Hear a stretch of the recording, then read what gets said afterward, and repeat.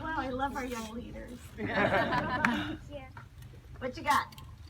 So it is sad that kids just like me, but who just want to get away from the war zones that they are living in, want to go to the United States, but they get separated from their mother and father to be put in a cage.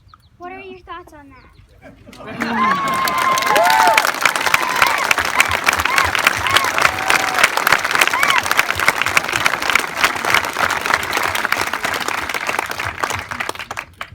I love our young leaders. I just do, because when I look at you, Ellie, I know our future is bright. I know our future is bright. Thank you. That takes a lot with this big crowd to stand up and speak like that in public with no mic. So thank you, Ellie. So you're right. You're absolutely right. And it's about so many things. It's about the fact that we should live our values to the world, right? So we as a country, we say that we prioritize humanitarian approaches to issues, but we've not seen evidence of that in the policies that are separating children from their parents.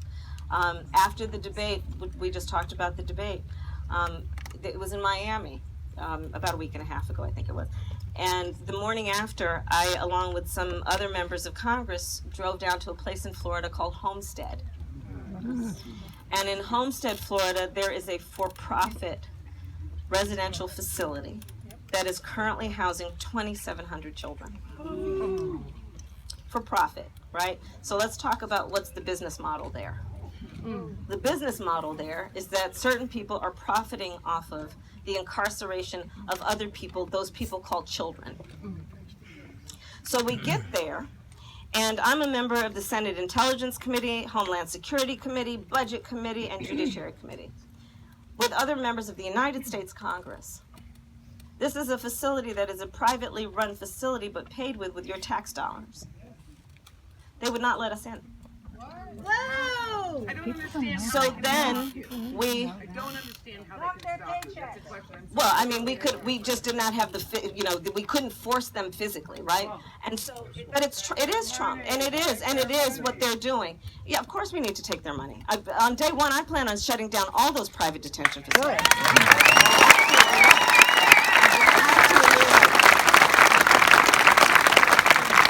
But I'm going to share with you what I saw.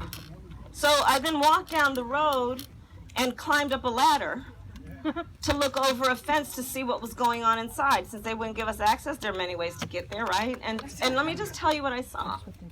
I saw children, lined up single file by gender, being walked into barracks. By the way, I also met some of their parents on the other side of the fence. It's inhumane, to Ellie's point. It's inhumane, and it is wrong for that reason. And we have got to understand also, to your very point, Ellie. Listen, as a basic matter, most people don't like to leave home. Just think about it. Let's just go basic for a moment. Most people don't like to leave home. The place where you grew up, the place where your cousins and your family lives, the place where you might worship and you went to high school, right? Most people don't like to leave home. So you have to sit back and ask, why are they here? And in particular with the unaccompanied children, what's that story? Well, part of that story is this.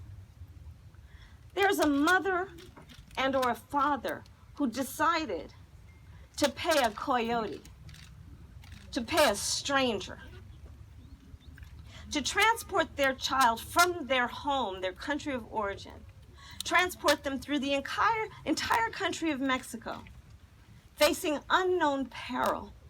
Why would that parent do that? Because they know that if they let their child stay where they are, they face greater danger.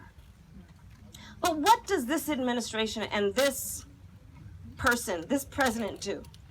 Looks at them and then says, go back to where you came from. It is not reflective of human values. It is not reflective of American values. It is wrong and it must stop.